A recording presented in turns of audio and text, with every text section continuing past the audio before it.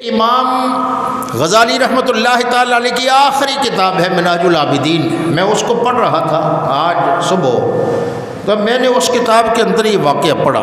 منہاج العابدین، اگر آپ چاہتے ہیں کہ آپ کوئی بھی شخص جس کا دل زنگ آلود ہو چکا ہے، دماغ گندا ہو چکا ہے اور وہ ہدایت کی طرف آنا چاہتا ہے مگر شیطان اور گناہوں کی طاقت اس کو نیکی کی طرف نہیں آنے دیتی، اس کو چاہیے وہ منہاج العابدین کتاب اپنے گھر میں رکھے، پڑھے. انشاءاللہ 2-4 صفحے پڑھے گا تو اس کا دل کا زنگ اتر جائے گا اور گناہوں کی طاقت ختم ہوگی اور روحانی پاور اس کے اندر آ جائے گی اور عمل کی طرف آ جائے گا. اللہ کے ولیوں کی کتابوں کے اندر اتنی بڑی پاور ہے، چونکہ وہ لوگ پارسا تھے، وہ لوگ متقی تھے، وہ لوگ پرہیزگار تھے، وہ لوگ صاحب علم تھے، وہ صاحب عمل تھے جن کا ذکر ہم کرتے ہیں. امام غزالی رحمۃ اللہ تعالی علیہ آپ نے لکھا ہے، حضرت عبداللہ ابن عباس اس آیت کی تشریح کے اندر، اس کے تفسیر کے اندر لکھتے ہیں، یہ ایک شخص تھا جو بہت بڑا عابد تھا. اتنا بڑا عابد تھا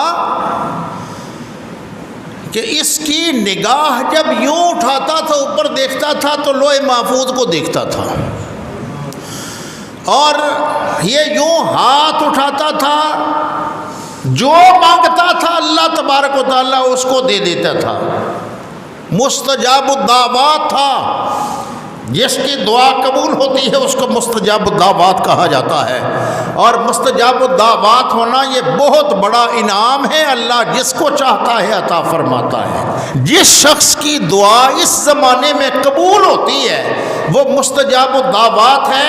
اور میں یہ کہوں گا کہ جو اس زمانے میں مستجاب الدعوات ہے وہ بہت بڑا ولی کامل ہے جو مستجاب الدعوات ہے. تو فرماتے ہیں کہ وہ مستجاب الدعوات تھا، اس کی ہر دعا قبول ہوتی تھی، اور اس کے 12,000 شاگرد تھے جو اس کے سامنے بڑے بڑے علماء، بڑے بڑے اس زمانے کے اہل علم لوگ اس کے سامنے بیٹھتے تھے اور اس سے علم پڑھتے تھے. جو اس کے پاس علم تھا وہ اتنا مشہور تھا اور اتنا اس زمانے کا متقی، اتنا پرہیزگار، اتنا صاحب علم تھا. اس سے ایک غلطی ہوئی جو اللہ تبارک و تعالیٰ نے قرآن کے اندر جو وجہ بیان فرمائی نا، وہ وجہ یہ تھی کہ رب العالمین نے فرمایا کہ ہم نے یہ ساری جتنی شانیں، جتنی خوبیاں اس کے پاس تھی کہ یہ مستجاب الدعوات ہے، یہ متقی ہے، یہ پرہیزگار ہے، یہ اس کے پاس 12,000 شاگرد پڑھتے ہیں اور یہ عرش الہی کی تحریر کو پڑھتا ہے، دیکھتا ہے، اللہ کا بڑا مقرب ہے. یہ سارا مرتبہ اللہ نے واپس لے لیا ہے، سارے مراتب اللہ نے واپس لے لیے. واپس کیوں لیے؟ اس پر جتنی انعامات، جتنی اللہ نے اس پر عنایات کی تھی اس پر وہ شکر ادا نہیں کرتا تھا. کبھی اس نے شکر ادا نہیں کیا. ہوا کیا؟ اس سے سب کچھ واپس لے لیا. اس نے اللہ کی بارگاہ میں التجا کی، عرض کی، یا اللہ مجھ پر رحم فرما. اس دور کے نبی کی طرف وہی بھیجی کہ اس شخص سے کہو کہ ساری زندگی میں اس کے پاس صرف 3 دعائیں ہیں، ساری زندگی. وہ 3 دعائیں چاہے ابھی مانگ لے، چاہے وہ کچھ سالوں کے بعد مانگے یا مرنے سے پہلے مانگ لے، صرف اس کی 3 ہی دعائیں قبول ہونی ہیں. یہ اس کو اللہ تبارک و تعالیٰ نے ایک پیغام بھیجا اس دور کے نبی کے ذریعے. اس کی بیوی کو اس کا پتہ چلا، یہ جو میرا خامد ہے اس کی 3 دعائیں قبول ہونی ہیں. تو اس کی بیوی نے یہ کہا، اللہ کے بندے، اس کی بیوی جو تھی وہ بدصورت تھی.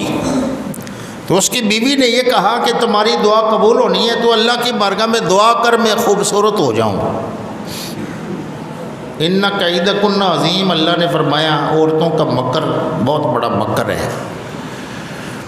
بیوی نے یہ کہا کہ تم میرے حق میں دعا مانگ، مجھے اللہ خوبصورت بنا دے. اس نے دعا مانگی، سمجھاتا رہا بیوی کو نہ سمجھی۔ اس نے دعا مانگی، بیوی اس کی خوبصورت ہو گئی۔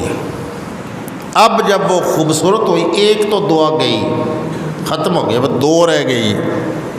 ساری زندگی کے لیے دو ہی دعائیں مانگ سکتا تھا۔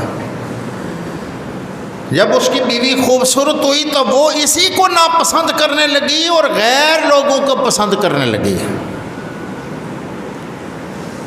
جب یہ صورتحال ہوئی، اس نے غصے میں آ کر تو اللہ سے دعا مانگی، یا اللہ اس میری بیوی کو کتیا بنا دے۔ تو اللہ نے اس کی دعا قبول فرمائی۔ پہلے وہ خوبصورت ہوئی، بعد میں اس کی دعا سے وہ کتی بن گئی۔ اب وہ اس کی جتنی اولاد تھی، بیٹیاں بیٹے بڑے تھے جوان تھے، لوگ ان کو اس لفظ سے پکارتے کہ تمہاری ماں ایسی ہے، وہ بڑے سخت شرمندہ ہوتے۔ سارے اس کے جو بیٹے تھے بیٹیاں تھیں، اس کے پاس اپنے والد کے پاس آ کر بیٹھے اور کہا کہ ابو جان آپ ہمارے کہنے پر آپ یہ دعا مانگیں کہ اللہ تبارک و تعالیٰ ہماری ماں کو اللہ تبارک و تعالیٰ پہلے والی شکل عطا فرمائیں۔ وہی دعا مانگی۔ اب تین ہی دعائیں تھیں، تین ہی دعائیں بیوی کے لیے مانگ چکے۔ یہ بڑی بڑی آزمائشیں ہوتی ہیں زندگی میں، ہر شخص پر آتی ہیں۔